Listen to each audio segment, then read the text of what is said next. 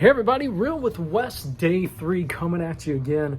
Hope you guys are excited to get this, so I'm excited to share with you. Hope you got this morning's message. Go back online and get it. I keep saying that for a reason. If you will stay full of the Word, if you will stay full of the Word, full of God, it just, your life goes to a whole new level. And it keeps this in check. And when this is in check, and it's kind of what I'm dealing with today, it starts within you. Man, things just, you're able to move and operate in a different place and go to a different level in life and experience God's best. But once again, this morning, 7 p.m. tonight, let's get in today. Talking about starts within you.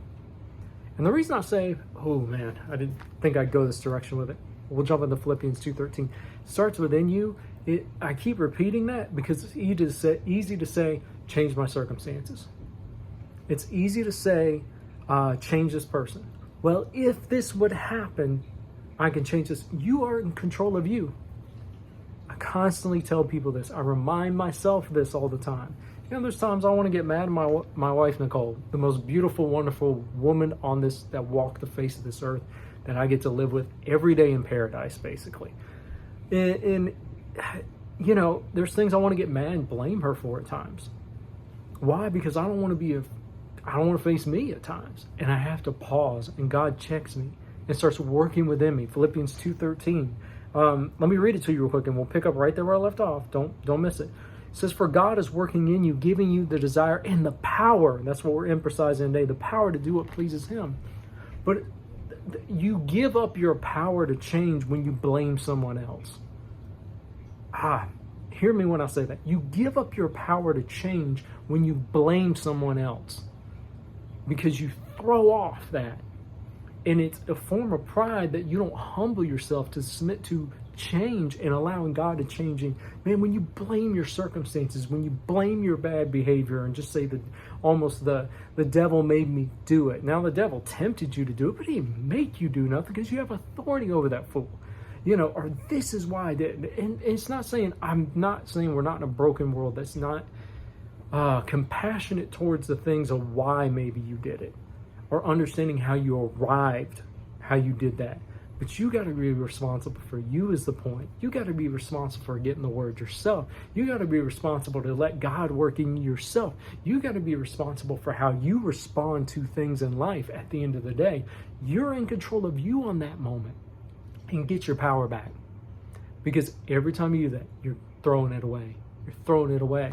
And you're not allowing God working in you and enabling you to do it. Now, here's one of the biggest ways God enables you.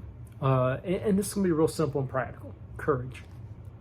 God works courage on the inside. It takes courage to live for God. It takes courage to make a stand for God. And God builds that faith, that courage up to do the right thing, to act and be the right thing, to make the, I remember a pastor telling me to make this deposit in the right area. And at the time, it doesn't feel good. It feels awful. Sometimes it feels weak. It feels like you're allowing someone to dominate you. And I'm not saying let people dominate you, but you know how we get in our feelings and be like, man, I ain't gonna allow you disrespect me. What? And you're gonna respond out of your carnality, and instead of making that deposit of sometimes shutting up, pardon the directness, but being quiet for a moment and saying, it ain't worth it. You know, and it don't feel good. But later you realize, you know what? At least I lived in peace. Saying something would have only made it worse. And you maintain the power. And the biggest power of courage is controlling yourself. So you got courage. The other thing that gives you power, man, when you got team and you got support. You got a support system around you. You want people to hold you accountable. You want people to encourage you too, but you want people to hold you accountable. You want people to mentor you. You want people to be submitted to, man. That God enables you, empowers you when you got people that can support you and love you and strengthen you and push you in the right direction. That is such the biggest honor. And here's the third way. I had 3. I was like, make sure I remember all of them. Courage, and there's no particular order. You need all 3. Courage, I've learned in my personal life, and this is all... all perfect and no, but I can tell you from direct experience. I know this for a fact. I've lived this, I breathe this stuff I'm talking about right now.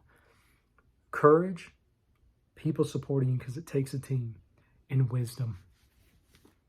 Man, the power is wisdom, and that comes straight from the Holy Spirit. The wisdom to know how to do it, to operate with precision, to operate with confidence, to operate with exactness. The wisdom to know, man, how to take what you know, the information, knowledge, and how to apply it, how to walk it out, how to function in it, how to know how the timing, that all comes from the power of the Holy Spirit. So there's wisdom and the courage to do what you have the wisdom about to do, and the support and team that God will use to enable you, God working within you. He'll use the wisdom of God in you to give you the ability to do it. He'll use the courage and strength of God that comes from him to do it. And he'll put people around you to encourage you, to bless you, to exhort you, to challenge you, to hold you accountable, to push you, to be tough with you sometimes, and provoke you to come to a new level and mature you. Why? That gives you the power to do what pleases him. And so we'll get more into it a little more tomorrow. We just take another layer and peeing off. But today, man, don't make excuses. Don't give away your power by blaming someone else or blaming something else or blaming circumstances. Take hold, take back responsibility, and live for God and enjoy it. All right, catch you tomorrow, guys.